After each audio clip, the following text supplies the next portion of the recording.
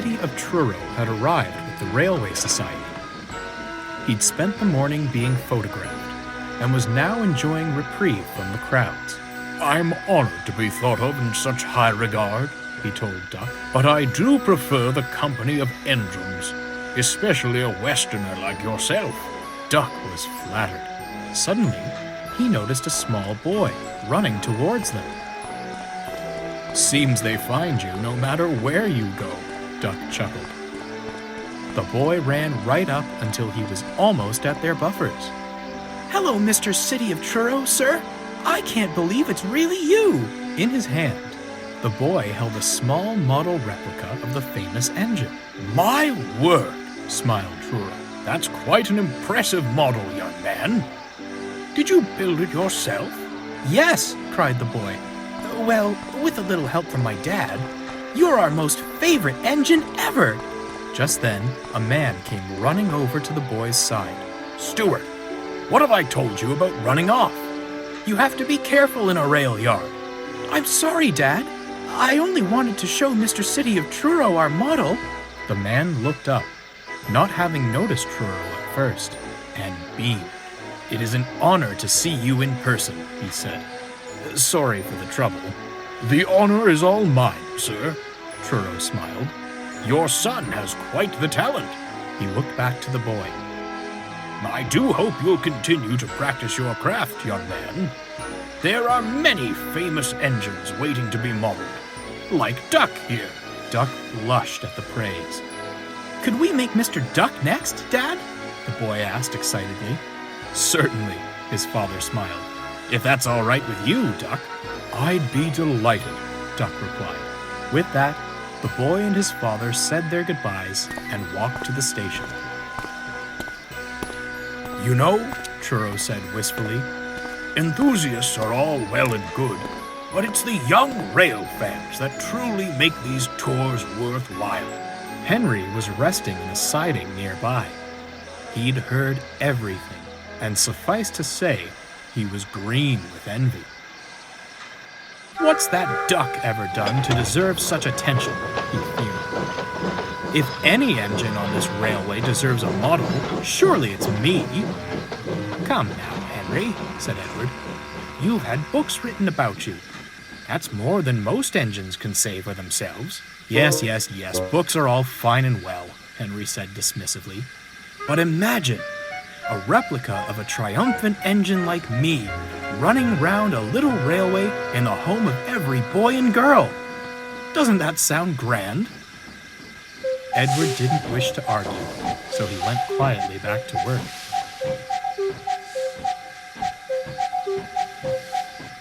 Soon, Henry's crew arrived to ready him for his next train.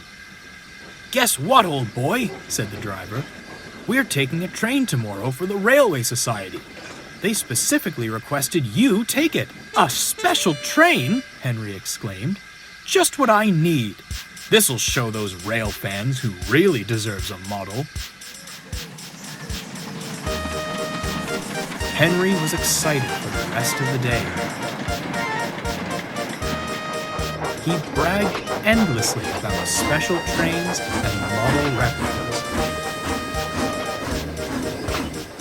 He was still boasting when the day's work was done. "Good gracious," sighed Duck to Truro. "I'm sorry you have to witness this. I thought Sodor engines would act more dignified in the presence of an honored guest." "Well, when you've traveled as much as I have, you find this behavior exists on all railways," Truro chuckled. Suddenly, the shed was silent. Henry had talked himself to sleep.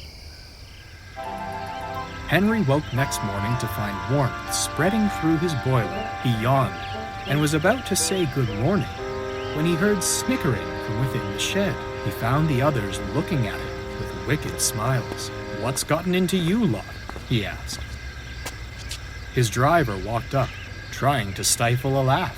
"Not you too," huffed Henry. The fireman came round and held up a mirror. "What is the meaning of this?" Henry thundered.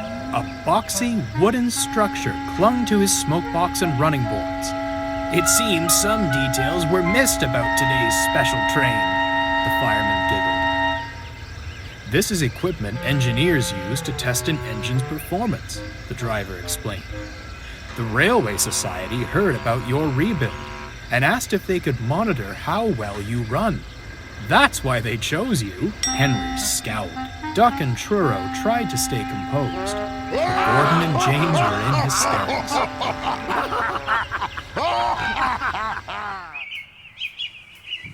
Henry spent the day traveling up and down the main line with the stopping service.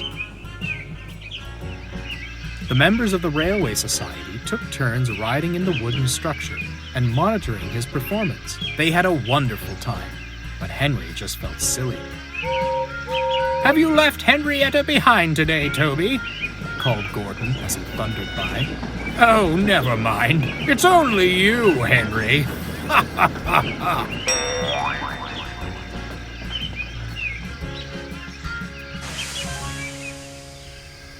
Much to Henry's relief, the engineering equipment was removed when the day was done.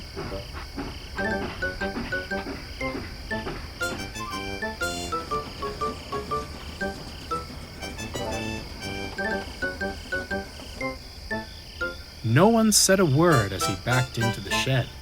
They just smirked at him. He felt very annoyed. Next morning, as the engines were being ready, Duck noticed the little boy and his father walking towards the shed. "Hello," he smiled. "It's nice to see you again. You haven't made a model of me already, have you?" "Sorry, Duck," the man said. "Your model is on hold. A more pressing project presented itself." Duck was puzzled. "What sort of project, sir?" "Go on, Stuart," he urged the boy. "Show them." The boy held out his hand. "Look, Mr. Henry," he said proudly. "It's you." Henry was speechless. It was a model of him, all right, but it was fitted with the engineering equipment. "You were certainly one of the more, interesting engines we'd seen yesterday," confessed the man. "So, you got your wish after all, Henry," winked Edward. "What do you think of that?" "I know one thing," Henry scowled. "I'm glad the thin clergyman isn't around to see this."